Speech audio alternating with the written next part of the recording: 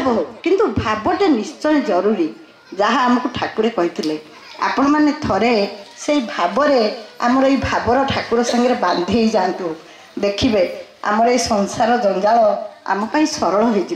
Homer सबुठ बेसी दरकार सहनशीलता धैर्य त्याग जोटा कि नारीर महनीय गुण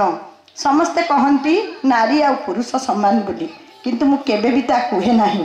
ताहा भाबिले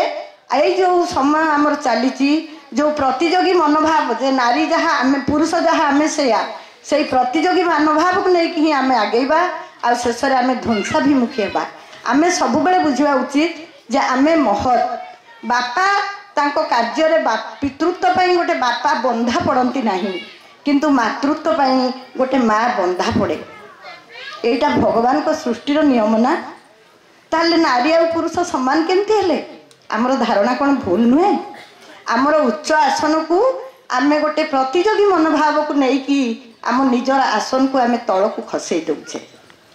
से जिनटी को आपण मैंने सब उपलब्धि करंतु मु बहुत किसी भाभी कहबी बोली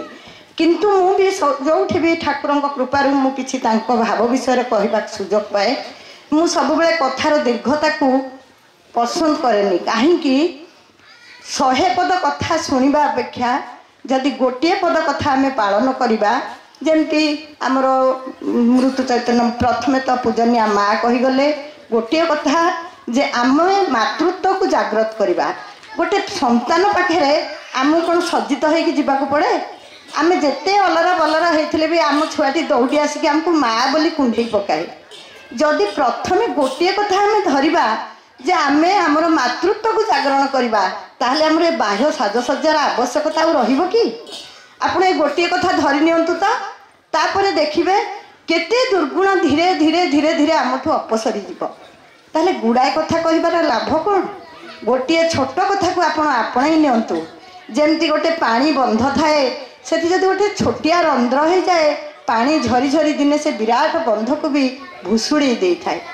ठीक सेमती से कृपामय को साक्षी रखिकी यही संघ अधिवेशन आम जो स्वगृह को प्रत्यावर्तन करुचे गोटे